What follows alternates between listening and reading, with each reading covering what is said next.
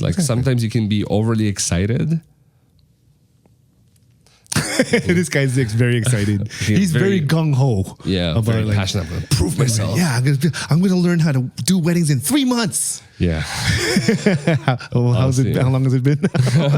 Yeah. So that's the thing. Like you can be passionate, you can be assertive, you can be like all those good things, but understand that they may not be feeling your vibe the way you're feeling your vibe. It will come off the wrong way.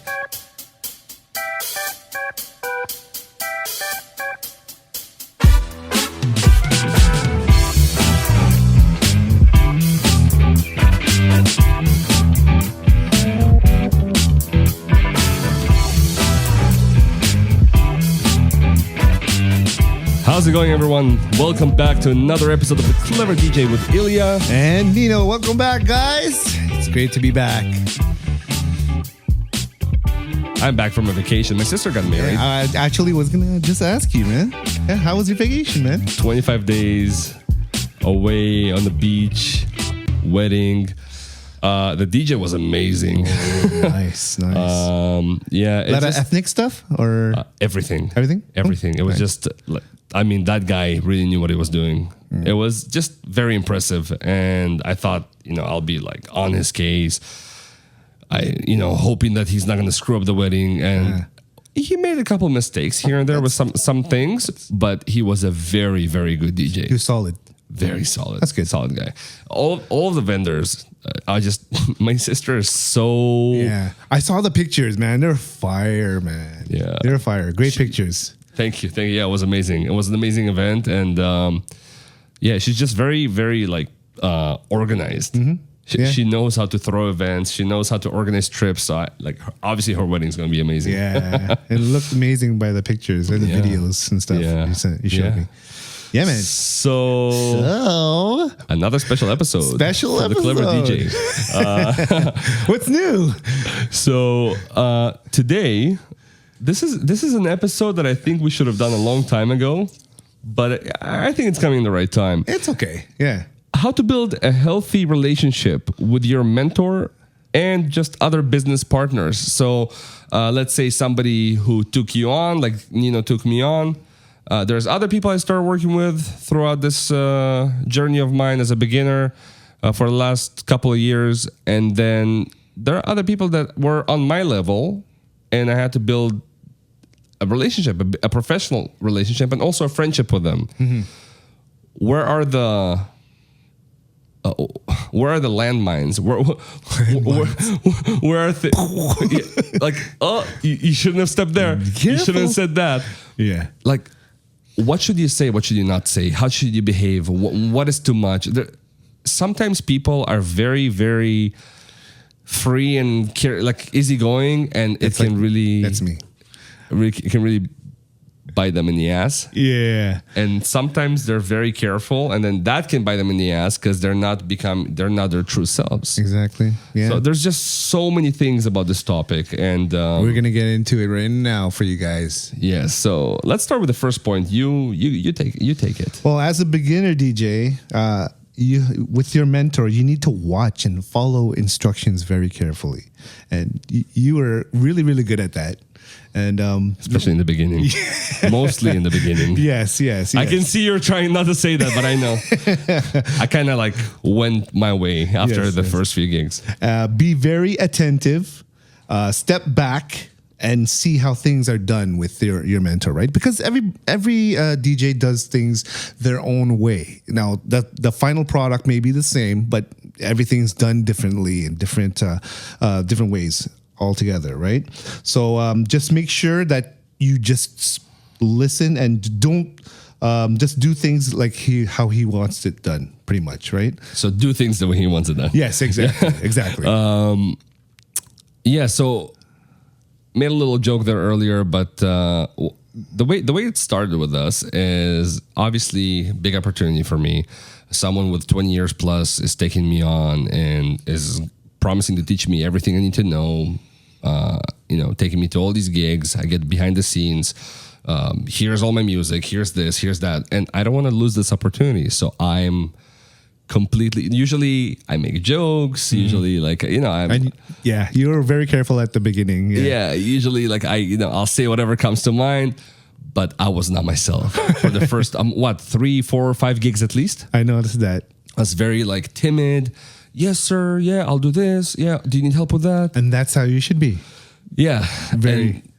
And with us, it's a different story. We just clicked, but became good friends almost right away. Yeah. But I had encounters with other DJs who did not appreciate certain things that were perfectly fine with us. And at first I was like, oh, all DJs are like that. No. They're not gonna mind. And I learned, I wouldn't say the hard way, everything is fine with all the people I worked with, but it's because I caught on, pretty early. Now, at the end of the day, it's a business, right? And they want things done their way, right? So, but for me, I was a little bit more relaxed, and just as long as everything was good vibes, right? Yeah, everybody was having a good time, and everybody was on the same page, and the final result was the same.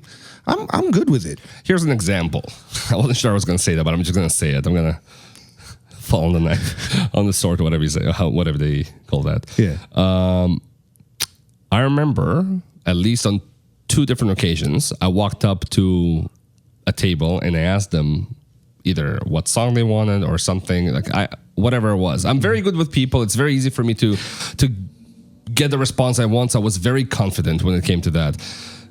It was great. I did the right thing during that event. It proved to be the right thing to do. Everyone loved it. But the thing is, whether they did or didn't, it was a big risk to take.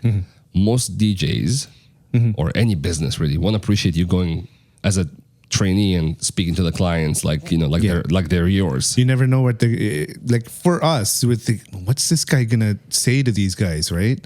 And I just went. I didn't ask you. I know. Don't worry, I got this. And you're good. And I knew you were a good. You were a people person, sort of thing, right? But anybody else would be like, "What's this guy doing? Why are you talking to them?" And it could really, piss off the DJ because it's their client, right? So why are you doing that? So people will take that to offense. So because you let me have my free, let me roam free pretty much and do what I do best. It led to pretty awesome moments. That's when that older Italian lady, yes, pretty much explained in Italian to the rest of the table she wants certain songs, yes. And then they told me that. I went and told you that. We played those songs for her. I went there and dance with her. Yeah, and that was the moment of the actual wedding. I think that made it the main moment. Yeah, we both created it. Yeah. I went and got some recon. You got the intel, right? Yeah. Came to you and you just executed it professionally. Yeah, and then it was a great moment. You went down and danced with them and everything, and that was great. Singing with them, it was just But that's my thing. That's what I do. Some people don't have that skill. They're great DJs. The great song selection. Yes. Transitions are really really cool and professional, but they can't interact with the crowd like that. Yes. Then again, you have to be very careful with who you're working with. You have to know. Really backfire. Yeah, it can. So just we have to read them first if it's okay with them, and don't be afraid to ask questions. Right.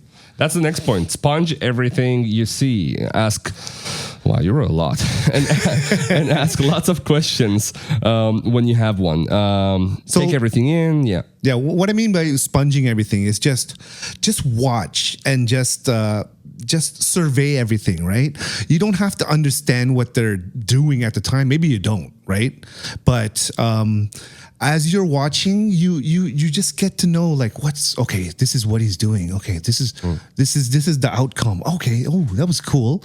So you're just kind of getting a feel of the actual person and how they work and do things. So sponge it, just ask questions. Be in the moment, be in the moment of the actual what's going on with everything. Yeah. Right? So know when to see and take it in, and know when to speak and ask a question. Yeah. Sometimes you just have to memorize it, write it down. You can't just interact with the person who's teaching you 24/7. Because of course we're busy doing all this stuff, but there are no stupid questions. Ask a question. If you have a question about why do you do this, why do you press this button and not this button, and well, this is how I'm gonna show you what to do, right? And why do you do this? Why do you do it this way and not this way? I'm like, well, this is how it's done, and it's just how it's supposed to be, right? And normally a beginner would think, he'll think I'm stupid if I'll ask him that question. Well, he knows you're a beginner. Yeah. And he knows you're there to learn. Yeah, there are no stupid questions. It's just, the question that wasn't asked was it's stupid not to ask it, because that's probably what's going to make you look worse if you're just standing there, not asking anything, not inquiring, because he'll think you don't care. He or she will think you don't care. Exactly. Or that you're not getting it. You're just being quiet the whole time. If you're the shy type and you want to learn this DJ, you got to get over that and just ask questions, because that's the only way you're going to learn, right? Quickest way you're going to learn. So this is a very important one. I put it right out after that point because it goes well with it. Yeah. So it's all obviously very overwhelming, but don't give in to the stress. All right? Like if you're shy, or if maybe you're a very different type of person and you have to be different with that environment you're in. Yeah. Don't let that take over you. I'm just saying this, but a lot of DJs nowadays are introverts, right? And sometimes you can't. You have being out in the public eye, playing in front of people. You gotta kind of let yourself get out there a little bit more. So you gotta be extrovert in that moment, right? So you gotta kind of get out of your shell, sort of thing, right? And what I was trying to get at earlier, that's a good point. But what I was getting at with this point was that it's overwhelming, it's stressful. And you'll want to ask a lot of questions and double check and triple check if you did something right, or if you understood something. But keep in mind, as much as that mentor wants you there or understands you have to be there, even if they maybe don't like somebody coming with them, but they have to train you, they want you to be independent and not to have to babysit you. Eventually, throughout the event. So they'll understand in the beginning that, you have questions, like maybe you need to be babysat a little bit, but they need you as the right-hand person and to show them that you're there to help and not to just kind of leech off of them for the event and provide real value, right? You keep saying that, provide real value. Because you showed your value when you started off with me, because you actually, like the speakers, right? I actually would ask you, where do you think, that's like the second or third gig. I was like, where do you think we should put the speakers? And this is very important for a newbie, right?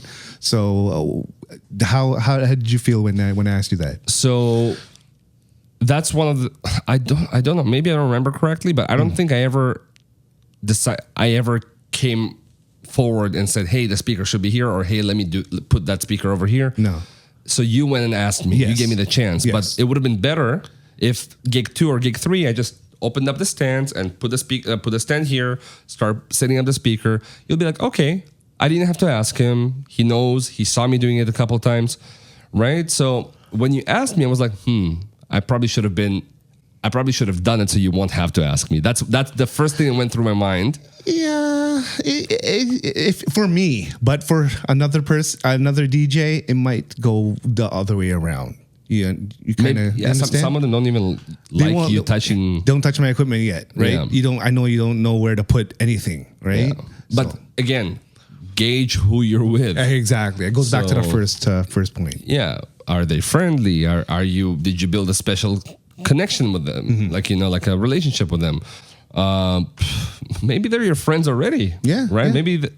Right. Are they very territorial? Are they very OCD about their gear? Yeah. Exactly. Use common sense. We're not going to go over every little thing, right? But we are going over it quite a bit, though.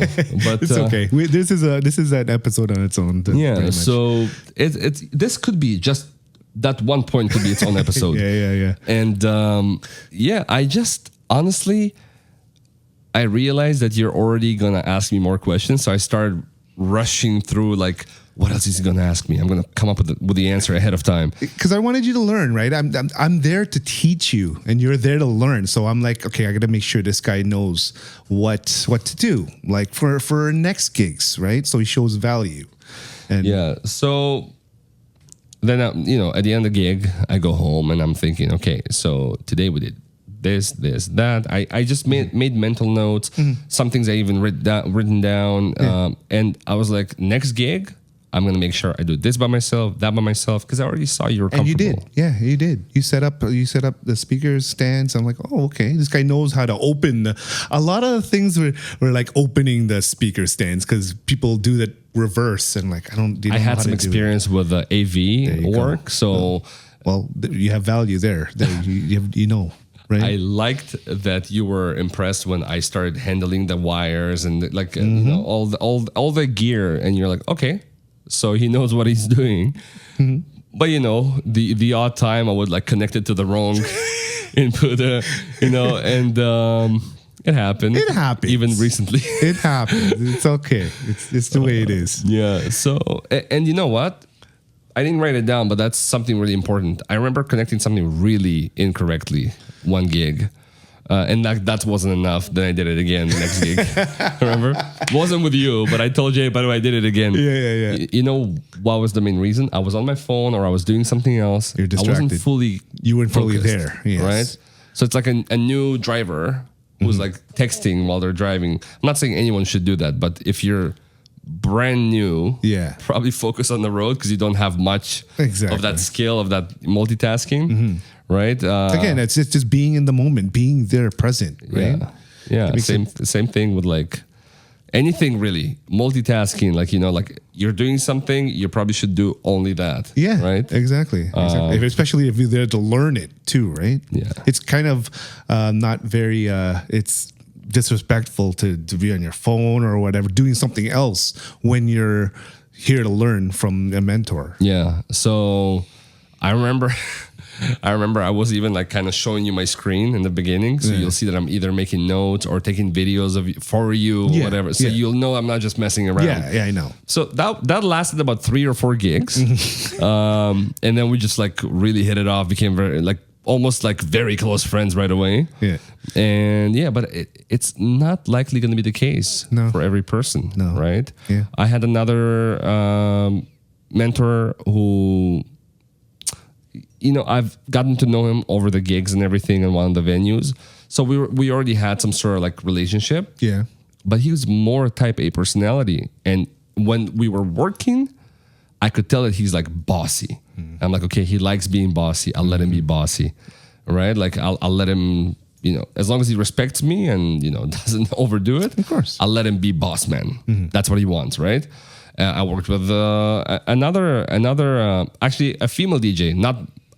Didn't get a chance to work with many of those, but she has a huge business. And same, she likes things done her way. If she said something, don't try to go and be creative. If you want to, go and ask her, go and suggest something. Don't just go and do it. That's what I was because mentioning. she will not appreciate it. And that's not that she is a bad DJ or a bad mentor. That's her style. That's her personality too. That's what she wants done. She took the time to make this business how it is, right? And it is what it is because of how she does things. So that's how she sees it. So, right? DJs with a team, with an entourage like that, usually build this business over many years. Many years. Yes. At the very least 5 to 7 years, but likely 10 to 15, 20 years, right? Most of the people with your caliber of like, number of weddings and the team you have, available, 15 to 20 years. And don't think you're going to go there and just take over. Yeah. And like, okay, you know what? I got a better way. Let's do it this way. Respect it, right? This is their baby. This is their hard work over many years. Exactly. So some of them won't appreciate you just kind of jumping in and starting making decisions for them. And just read the room, right? Like sometimes you can be overly excited. This guy's very excited. He's very gung ho. Yeah, about very like, passionate. I'm going to prove myself. yeah, I'm gonna learn how to do weddings in 3 months. Yeah. How's it? How long has it been?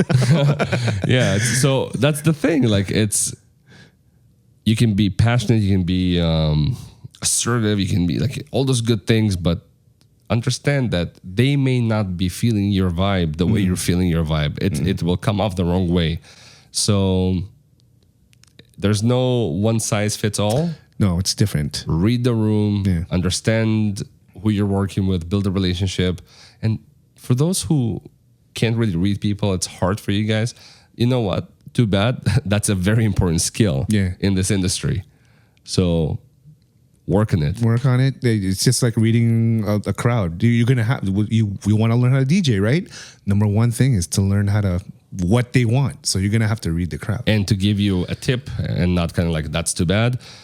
If you can't, like I literally feel people's kind of what they want, what they need. It's easy for me. It's like it's almost like you're talking to me, but you're not talking to me. I can just tell. But if you can't, then ask, inquire, right? A lot of people I worked with who are beginners, like even way more beginners than myself, who now want to come with me to gigs, which is really cool.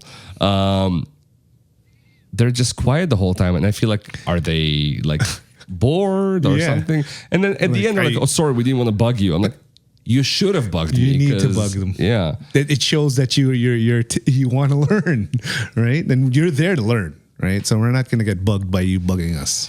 Trust. Another thing is, it's the next point. Lots of you in this industry, I mean, we're all creative individuals. We'll have lots of amazing skills, and you'll want to sell yourself to the person. I came up to you. I'm like, oh, I do this.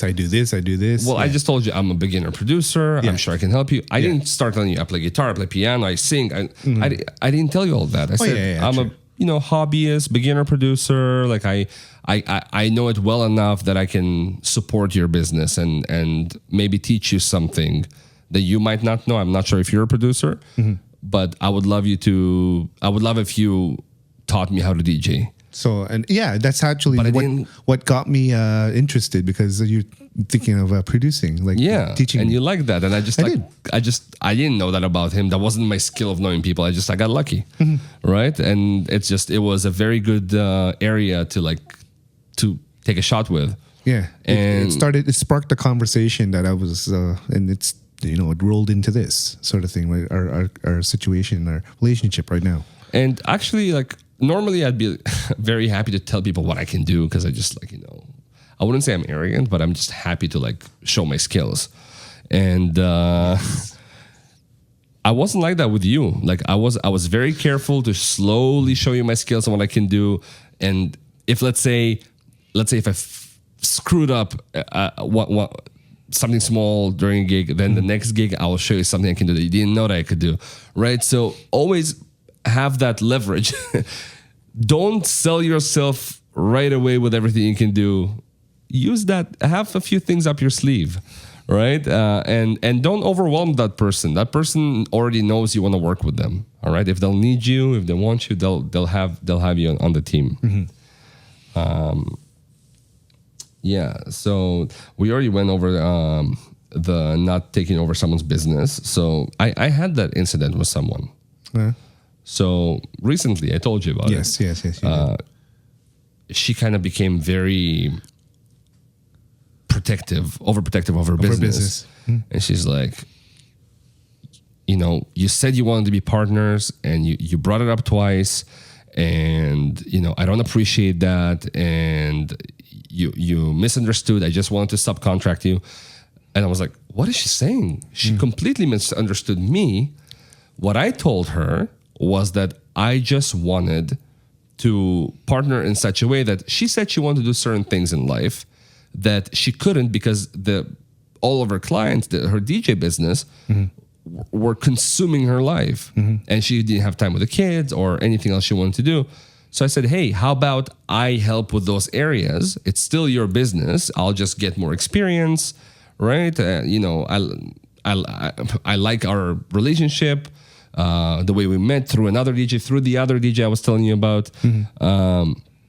When she needed someone last minute, and I said yes to that gig, and we just hit it off. But then I had no idea how she was feeling about that thing I brought up a couple times, because maybe with her personality, I was too fast and loose with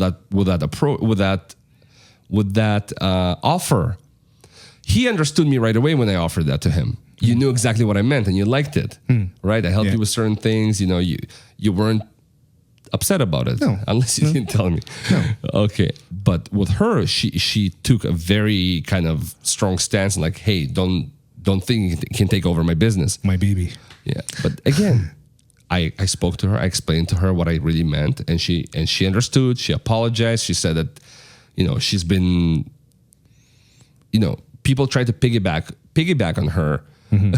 And her business in the past. She's been burned before. Yeah, right? And it happens a lot when you have a successful business, and somebody else is trying to like kind of piggyback on you and take credit for what you did, right? Or like try to kind of step over you to succeed. And that's not what I was trying to do. And luckily, we had the chance to talk about it. So be careful with that. Yummers. All right. So next point. Don't open up fully with every person you start working with, right? Because you'll be surprised. You never know what ulterior motives they have, right? Yeah, kind of like what they're really like. So I worked with some people, or almost worked with some people who I thought were going to be really awesome. They're very friendly, and in this industry, it's a very cutthroat industry. Anything music, creative, you got to be careful. A lot of people here will step on you to get ahead. Yeah, it's tough. But there's also a lot of cool people. There are a lot of awesome people, especially in the underground scene. Like a lot of cool people. I met more like awesome people than not, but the ones who weren't awesome, I'm like, why are you like that? It's just so upsetting that somebody would be this evil to get ahead, you know? Some people are just like that. Some people are just desperate or just hate. Right? And they will put a facade to just have you believe something, just to get a client or a gig from you, or to get close to you so you can introduce them to your contacts. Don't open up that quickly to people in this industry, but also it's a double-edged sword. You have to give them a benefit of the doubt, right? At the beginning. When you first meet someone, you got to give them a benefit of the doubt until something weird happens. And then you got to watch your back still too. Yeah, at the end of the day, watch your back. Especially when you have a huge business. I mean, did you know that guy was going to betray you when you got out of that deal you had with a big company? No, but and you have 15, 20 people working for you. Something is bound to happen sometime somewhere, right? Yeah.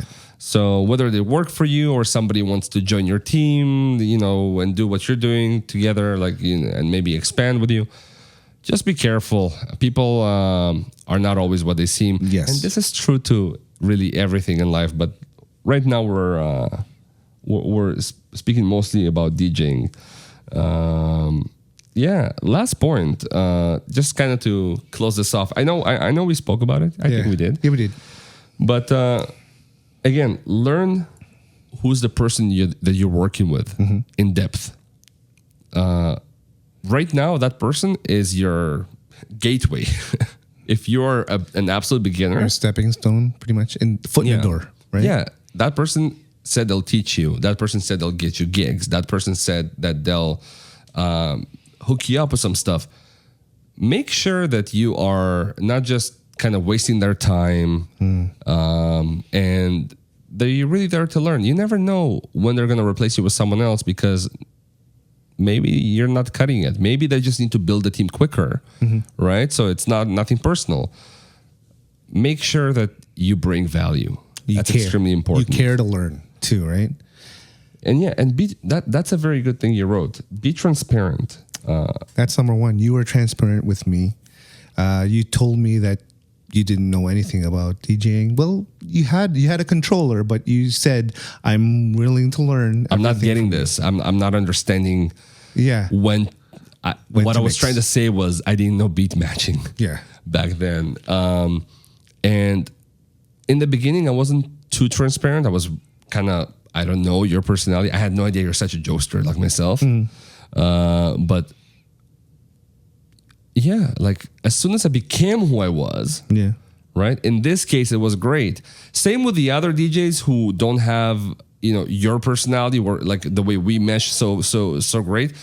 I just, I tone it down with them, but I'm still who I am. Yes. Because if you're not real, if you're not who you really are, you're not gonna keep it up for much longer. No. And they're gonna see right through that. Yeah. Yeah. Don't be fake. Yeah. Don't be fake. Don't be fake. Be true to yourself. Be real with them, and real opportunities will come your way. Yes. That's why I took you seriously. In the first place, right? Right. So. And he needs me. I need you. All right. Well, thank you. This is another episode of The Clever DJ. Another special episode, by the way. Special. All special. Thank you very much for joining us, and see you next See you guys next one.